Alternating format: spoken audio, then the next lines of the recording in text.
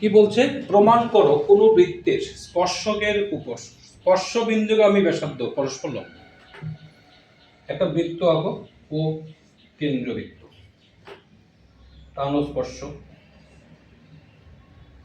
স্পর্শ বিন্দু এটা এবি স্পর্শ, পি হচ্ছে স্পর্শ বিন্দু, আর এটা হচ্ছে ও বি, ও থেকে ওপি হচ্ছে স্পর্শ বিন্দুগামী ব্যাসার্ধ। এটা লিখতে পারবে না? প্রদত্ত ধরি ও কেন্দ্রীয় বৃত্তে এবি স্পর্শ স্পর্শবিন্দু পি, ঠিক আছে, ও পি যুক্ত করি। প্রামাণ্যটি যে ওপি লম্ব।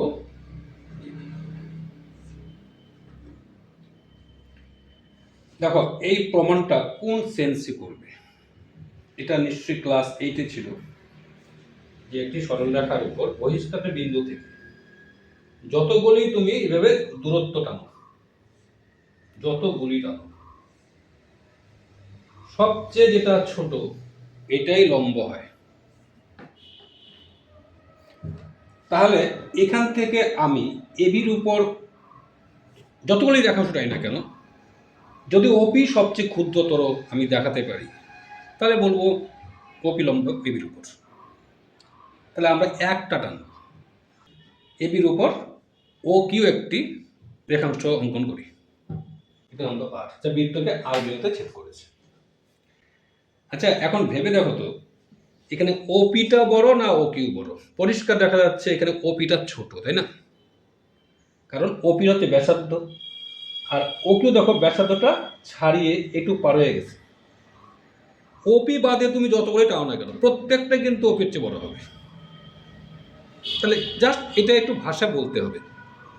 বইয়ে দেখবে বলা আছে যে এই কিউ বিন্দুটা বৃত্তের বাইরে অবস্থিত, অর্থাৎ ব্যাসার্ধের চেয়ে বড়। এইটুক খালি বলবে বা যথেষ্ট। বলবে যে এ বি স্পর্শকের উপর, অর্থাৎ ও কিউ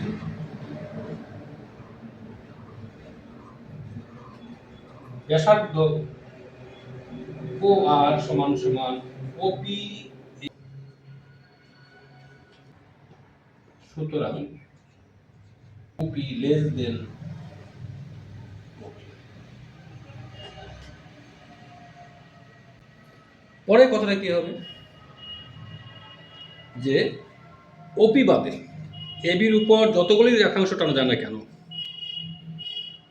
তাদের মধ্যে ওপি ক্ষুদ্রতর, এই কথাটা বলবে। সুতরাং ওপি লম্ব এবি। তাহলে আমরা এই উপপাদ্য দিয়ে কি জানলাম? যে একটা বৃত্তের স্পর্শক থাকলে স্পর্শ বিন্দুতে স্পর্শ বিন্দুর ব্যাসার্ধটা লম্ব হয়। এই সেল ব্যবহার করে এখন তুমি পরেরটাও করবে, যেখানে কি বলছে? বৃত্তের বহিস্থ বিন্দু থেকে যে দুটি স্পর্শক অঙ্কন করা যায় এরা সমান হয়, আর কেন্দ্রে স্পর্শ বিন্দুর সঙ্গে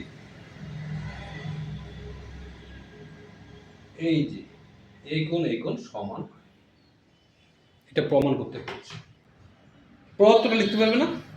যে অকেন্দ্র বৃত্তের বহিস্থ বিন্দু এ থেকে এপি ও এ কিউ দুটি স্পর্শক, যাদের স্পর্শ বিন্দু পি ও কিউ।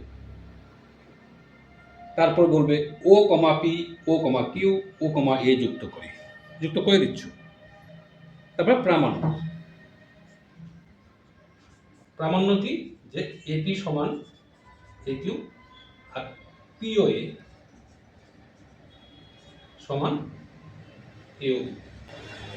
চলো দেখো, এই দুটা ত্রিভুজ সর্বসম করলেই কিন্তু এই দুটাকে সমান আমরা বলতে পারি, কিন্তু সরাসরি সর্বসম হয় না। তুমি যদি মনে করো এই দুটা বাহু নিচ্ছ, তাহলে এই দুটা বাহু দিয়া কোণ নিশ্চয়ই এটা হয়, কিন্তু এই কোণে কিন্তু সমান হয় না। সুতরাং এস এস যে সত্যটা এটা হয় না। তখন আমরা নিব আর এইচ এস সমকোণী ত্রিভুজ। অবশ্যই সমকোণ, তখন একটা এই অতিবস্তা সাধারণ হয়ে আছে আর এই দুটা সমকোণ। আমরা একটা সমকোণ দেখাবো। বলবে যেহেতু এপি ও এ কিউ স্পর্শক, তাই তো, আবার ওপি ও ও কিউ যথাক্রমে স্পর্শ বিন্দুগামী ব্যাসার্ধ। আগে যে উপপাদ্য ছিল এই যুক্তিটা, এই যে স্পর্শ বিন্দু ব্যাসার্ধ, নিশ্চয়ই এটা কি 90 ডিগ্রি হয়। সুতরাং ওপি লম্ব হচ্ছে এপি আর ও কিউ লম্ব হচ্ছে এপি। এইবার বলবে সুতরাং এই ত্রিভুজ সমকোণী ত্রিভুজের সমকোণ হয়ে গেছে, লম্ব যেহেতু হচ্ছে, সুতরাং সমকোণী ও ত্রিভুজ সম করার সময় সমকোণ দুটো না নিলেও সোজা বলবে অতিভুজ এ ও সাধারণ ওপি সমান ওটি, কেন একই বৃত্তে ব্যাসার্ধ। সুতরাং সর্বসম হয়ে গেল।